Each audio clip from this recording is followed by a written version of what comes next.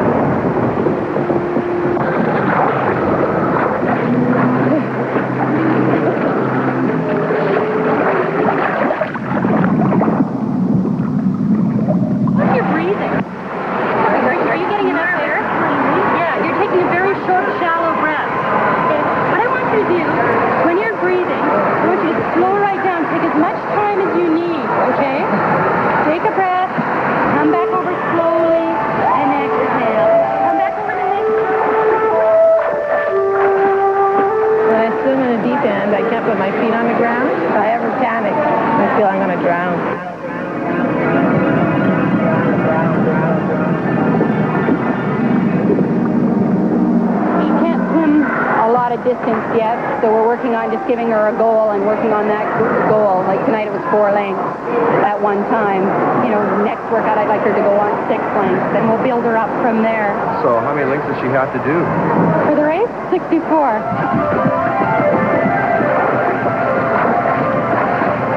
I may never get over my feet, but I will swim a mile.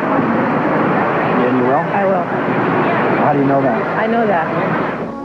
I've always been afraid of the deep end, and then it's something that I wanted to get over. So I look forward to swimming so that I can get more comfortable with it.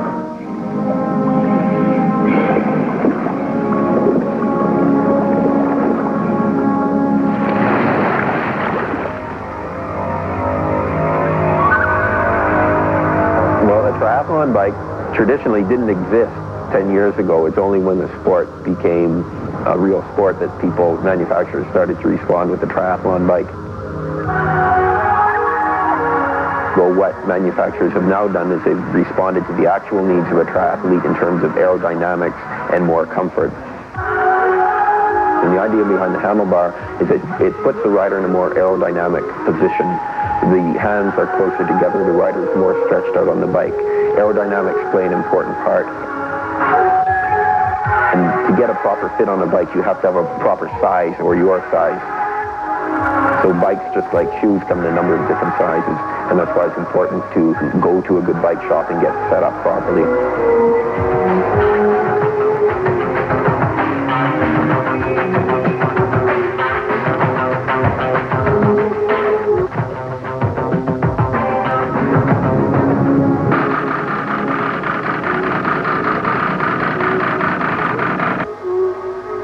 I think for most people, a triathlon, at the beginning when they first hear about it, it sounds incredibly difficult. And to do one would, for most people, would give a real sense of accomplishment. And I think that's why a lot of people are attracted to the sport. There's a hat with you. Bye. Well, that doesn't look very clean.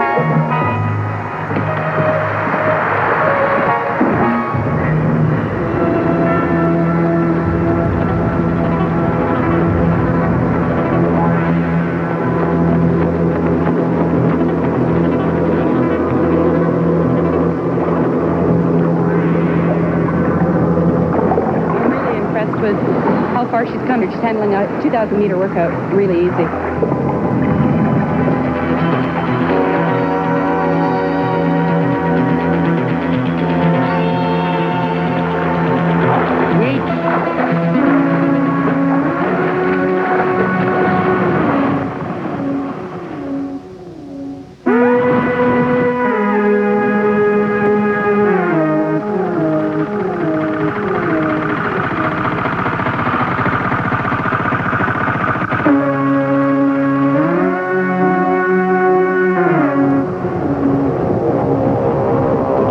Yourself through a training session or through a race. Visualization is definitely part of it, but you can't sort of think, well, okay, I know I'm going to have a really good race, and not being fully prepared for it. You can't sort of talk your way through it. So the training, the time spent is vital.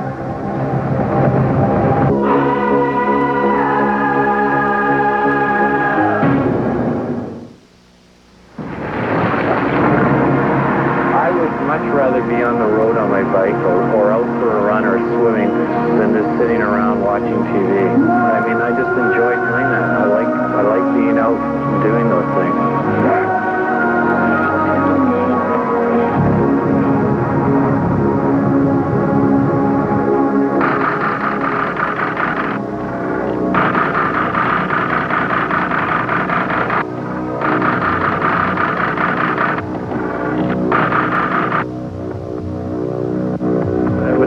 There was times when I was just it's like when you get into something like this, it's almost like being on drugs. Like you just get hooked on the exercise.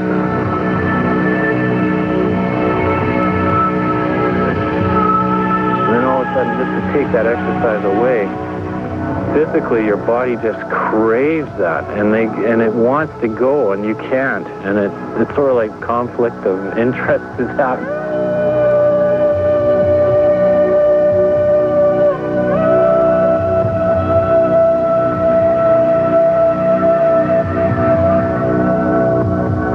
At first it was really tough. I mean, he would go downstairs, limp downstairs, crawl onto his bike and sit there and mope. And I'm thinking in terms of, will he be able to work for the rest of his life? Will he be able to walk, let alone triathlons? And all he's thinking of, will I be able to ride and run and swim again? I call it like walking the balance beam. On one side, you've got family and all the commitments that are involved in family. On the other side, you've got all the training you want to do in the world. And occasionally, you fall off the balance beam. You go into more training, and the family sort of gets left aside.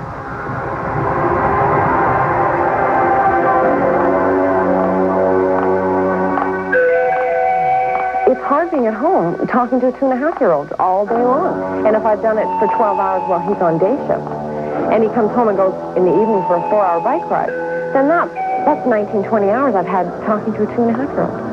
And at times I feel like I can't cope and I want to go down and burn his bike. I don't have a whole lot of sympathy that he's just climbed Thermal Hill on his bike. And then he comes home and needs a nap. And then I'm rushing out the door either to go to work or do something too. It's not that easy. times when she left early in the morning, came back late in the afternoon, and you get upset. Swear to yourself, or by yourself, hoping that these training sessions would stop.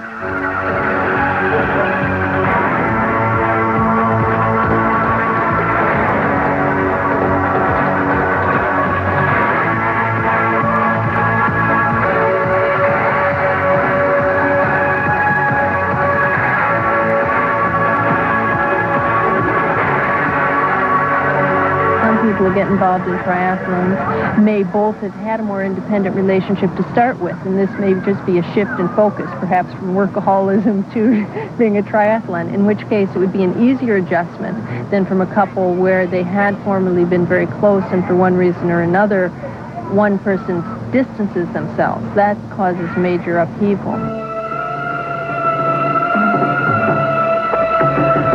I won't say a word, or I'll look at my watch when he comes in the door. Or he'll say, how are the kids? And I'll go, they've been screaming for 4 hours. And that generally gets the old guilt going in. I'll go, what do you mean? And then I'll go off and I'll go for a ride or a run. And as I'm riding or running, I'll think, yeah, that's right. I am doing a little bit too much. You feel you can do better. You know, you look at the bike end of it and you say, well, gee, I sure got passed by a lot of people. I can do better than that. Next year I'm going to train a little bit harder. And it's so much part of our lives right now. It takes up, I mean, I'm sure he dreams about it in his sleep. It's not just triathloning. I mean, somebody could get into wild bronc riding and have the same problem, you know. Why are you out riding those horses all the time? You know, why aren't you staying home watching all-star wrestling like you used to? I think it's really important when there is a major change in the relationship for it to be openly discussed, worked through, and for the the partner to feel supportive of the change. Why does she have to do it? Trying to think, why does she have to do it? What did her friends talk her into it? Yeah, you tend to blame other people for it too, but as she explained it, it was just her idea to run the triathlon. And so with that in mind, I know, I've seen it on TV, and I know how much training it takes, so yeah, kind of compromise.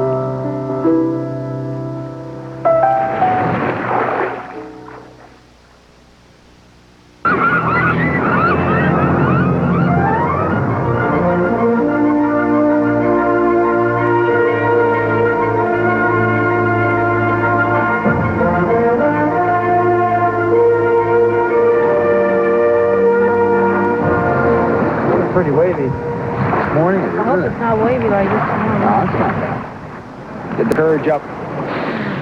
Deep breath. Ready to go.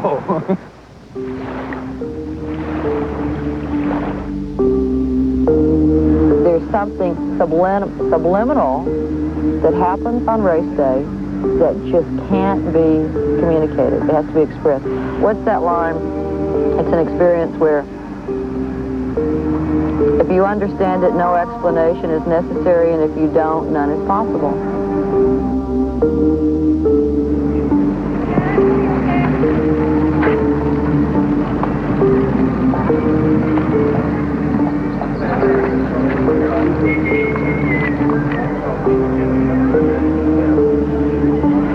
When you come out of the water, pull this tab off and put it on the table. After the race is underway, we will have a 3-minute break before the speed gets underway. That's the 35 plus group. Male and female. Okay, 5, 4, 3, 2, 1.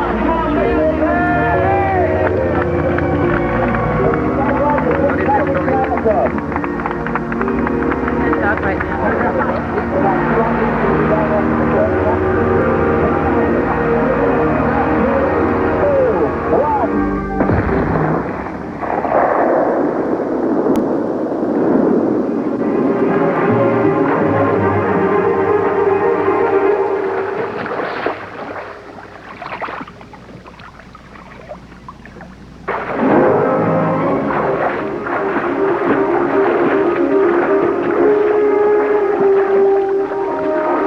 always been afraid of the deep end, and it was something that I wanted to get over.